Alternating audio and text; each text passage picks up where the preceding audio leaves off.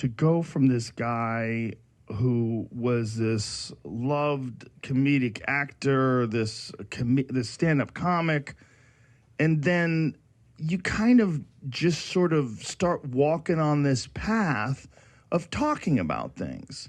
And walking on this path where now, you have printed pieces of paper and you're standing there, you're reading things and you're showing videos and you're mocking this stuff. You brought printed piece of paper with you? But what has this been like for you as a person to find yourself? Because I think in many ways we both kind of stumbled into this. Yeah, that's exactly what happened. Look, I came on here when I was still like a movie actor. I came on, I think, the first time I came on, it was in your first 1,000 shows. I can't remember the exact number because that would be almost creepy if I did.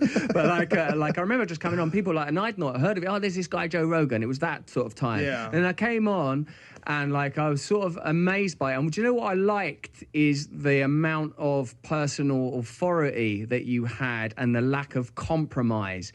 You know, because you've worked in conventional entertainment as well, how much compromise that comes with, that you have to essentially, you have to turn up on time. Producers and executives, and there's all sorts of people pulling the strings and telling you what to do. Because when you said that thing, I remember when Kevin Smith came on and he'd offered you a part in a movie and you went, nah, man, I ain't getting up. I'm not going to be in a trailer at 4 a.m.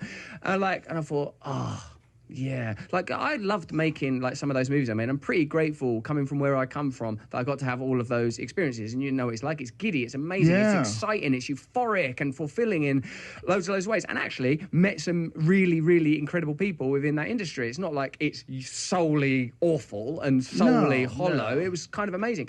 But I think this was significant. I'd done sort of podcasts that were affiliated with BBC radio shows that I'd done, prior to becoming an actor. So I've always had those kind of conversations. And I suppose what it must be is because where I'm coming from, I come from a place called Essex, which is like the New Jersey of England. It's outside of London. It's blue collar, somewhat trashy. That's the kind of sort of place it is. I became a junkie relatively young, my late teens, early 20s. I was a heroin addict.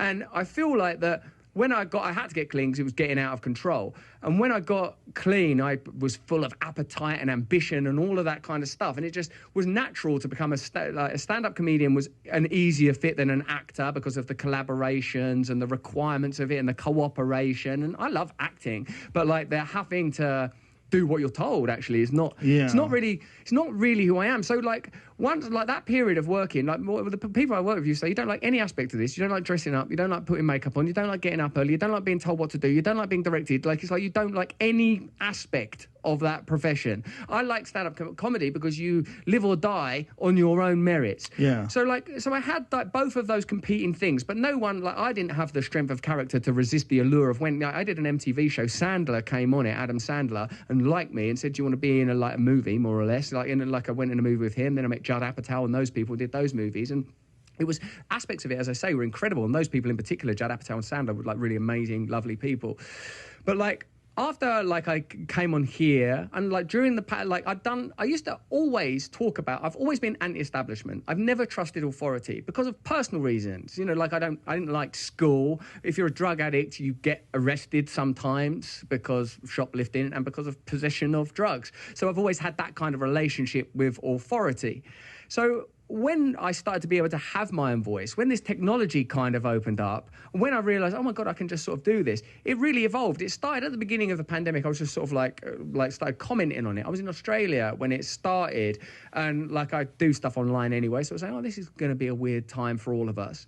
And then it started to become clear that it was a perfect lens to observe how power operates, sort of the inability to question authority, agenda for profit, agenda to assert control, stuff that just didn't feel right for me. We started doing this stuff, and the guy I work with, Gareth, who's out there actually, who produces the show, he's not the same as me in terms of he's not a radical anti-establishment person. He's, I guess you would call him a conventional liberal. So in our preparation of the content, he was always we won't use anything unless it's already been, even if even moderately used in a mainstream media source. So he started to look at mainstream media sources that were saying stuff that was counter to the dominant narratives that we were getting. And then I was able to sort of stitch those things together, basically using sort of stand-up, really, improvising around the news. news stories. That's all I was really doing, like the stuff with Stelter, Brian Stelter or whatever, you know, that stuff around you, or like then with the war narratives and the things that's happening now. So it kind of grew quite organically. Then like the YouTube audience got really big, and I started to, you know, we started to become like, oh my God, I can just do this for a job now. But then when I reached out to you and you said that's a shady platform, like YouTube as your primary platform, I'm not suggesting that you criticize YouTube in any untoward way. So when like Rumble came to me with an offer, like if you make us your primary home, if you do an hour a day streaming, you know, like I thought, right, okay, I'm going to be able to do this. And also I'm not going to have to do... Are you live streaming on Rumble? Yeah, I live stream every day, 12 p.m. So it's PST not edited. EST. It's like you go live and then they could see it as you're doing it. That's right. I do I guess a sort of a live daily show type feel. And is there a commentary section, like a live commentary where people can comment on it live during the show? Yeah, people stay in the chat and I refer to the comments and stuff. And when those videos that you've watched before and I've seen you watch on this show, we still do one of those and we drop a pre-rec video which has been edited into it. That's like, you know, where we take a deeper look at something like, oh look, BlackRock have just done a deal with the Ukrainian government, or look at what some of the legislation that was passed prior to the Ohio train wreck or whatever, or look at how that shows a disjunct between the language around climate change and caring about the ecology and what happens when there's a legitimate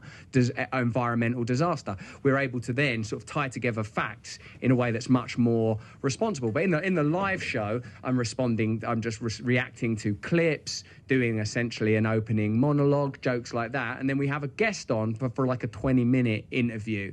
That's like the daily show that we do on there. And then there's like a members thing within Rumbles now, locals. That's where you can people can subscribe for additional content, and in particular, actually, my stand-up special. I've got like another stand-up special which we're going to release on that platform. Because I mean, looking at ways that how do you do stand-up now, and because of what Schultz done, what Louis done, like more direct to the audience type ways of doing stand-up is like what I've been like working on. So hey, it happened the truth is it happened organically, because I guess all of the ingredients were in me anyway, because it's essentially analogous to stand-up comedy, isn't it? Like it's like you're investigating the person. If you get someone on here that you're interested in, then you're investigating that story. And then the punditry, it's essentially news commentary. I guess because there's so much space has opened up, because the mainstream media will only comment on a limited amount of story. So it becomes very easy to sort of say, they're telling you this, but this might also be true. And there are these relationships between these organizations. And isn't it weird that happened? You know, so the space was irresistible, almost comedically